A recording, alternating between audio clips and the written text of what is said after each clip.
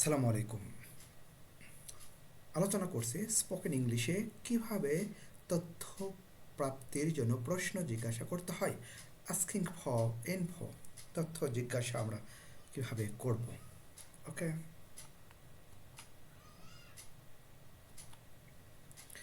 প্রশ্ন জিজ্ঞাসায় ইতিপূর্বে WH নিয়ে আলোচনা করেছি। তো প্রশ্ন জিজ্ঞাসায় আমরা WH দিয়ে শুরু করতে পারি। তো এটি একটি শক্ত প্রশ্ন। এরকমভাবে প্রশ্ন করলে আমরা তথ্য পাবো, উত্তর পাবো। তবে এই ধরনের প্রশ্ন সাধারণত একটু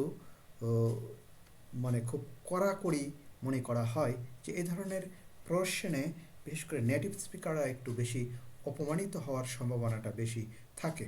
তো এটি হলো শক্ত, স্ট্রং। ওকে, আর পরবর্তী যেগুলো দেখানো হয়েছে, কুড ইউ প্লিজ দিয়ে, উড ইউ মাইন্ড দিয়ে, মে আই দিয়ে, কিংবা ইউর ড্যাশ প্লিজ দিয়ে, এগুলো হলো নরম, শোভন, মার্জিত, সুন্দর। ওকে, খুবই ভালো এক্সপ্রেশন, এগুলো আমরা ব্যবহার করতে পারি। তো আমরা আসি এখন স্ট্রাকচারটা কিভাবে গঠন করব। ইতিপূর্বে WH এর ব্যবহার আমি দেখিয়েছি। WH দ্বারা যদি আমরা প্রশ্ন শুরু করি, তারপরে আমাদের verb, auxiliary verb, linking verb আসবে, সাবজেক্ট আসবে, আরও যদি কোনো ভার্ব থাকে সেটা আসবে, এক্সটেনশন, শুধু যে তথ্যটা দরকার সেটা আমাদের বাদ থাকবে। ওকে, আর কুড ইউ প্লিজ দিয়ে যদি করি, তাহলে সেই ভার্বটা, কাঙ্ক্ষিত ভার্বটা লিখব, তারপরে আরও কিছু যোগ করার থাকলে যোগ করব।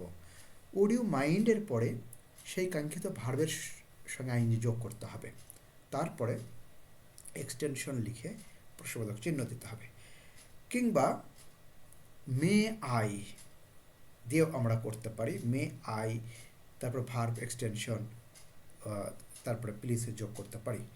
এছাড়া ইওর দিয়ে দেখানো হয়েছে, ইওর দিয়ে সেই কাঙ্ক্ষিত বিষয়টা আমরা লিখতে পারি, তারপরে প্লিজ যোগ করতে পারি। ওকে, আমরা এখন কিছু উদাহরণ দেওয়ার চেষ্টা করছি। ওকে, WH দ্বারা যদি আমরা প্রশ্ন করি, ইতিপূর্বেও দেখানো হয়েছে, তারপরে আবার উদাহরণ দিচ্ছি।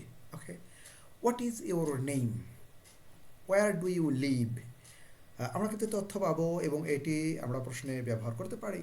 তবে এটি দ্বারা যাকে প্রশ্ন করা হবে হয়তো মনে হতে পারে যে সে বা তিনি বাধ্য তার তথ্যটা দিতে। এই জন্য এই WHটা বেশ কড়াকড়ি, জোরদার, শক্তিশালী, বাধ্যতামূলক, এরকম কিছু বুঝাই। ওকে, আমরা ব্যবহার করব, অসুবিধা নেই। তবে ধীরে ধীরে এড়িয়ে গিয়ে আমরা এই জিনিসগুলো ব্যবহার করতে পারি। কি, কুড ইউ প্লিজ দিয়ে কী হবে? Could you please tell me your name, দয়া করে আপনার বা তোমার নাম বলবেন। Could you please tell me your address, দয়া করে আপনার বা তোমার ঠিকানা বলবেন। ওকে, এরপরে আমরা আসি পরবর্তী এক্সপ্রেশনগুলো। উড ইউ মাইন্ড দিয়ে। Okay, would you mind telling me your name, তোমার বা আপনার নাম বলতে কোনো আপত্তি আছে কি? Would you mind telling me your address, তোমার বা আপনার ঠিকানা বলতে কোনো আপত্তি আছে কি?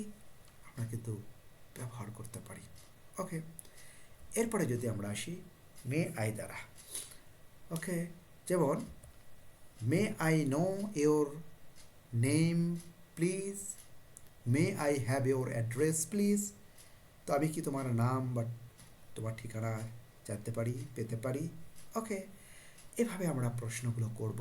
তো এগুলো অত্যন্ত মার্জিত এবং খুব ভালোভাবে ব্যবহার করা হয়।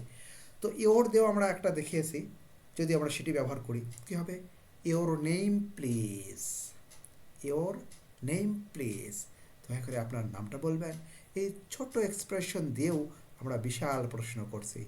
Your address please, your location please. Okay, এইভাবে আমরা প্রশ্ন করতে পারি স্রেফ ইওর দিয়েও। তো আশা করি বুঝতে পেরেছি। follow my page and subscribe my channel. Thank you.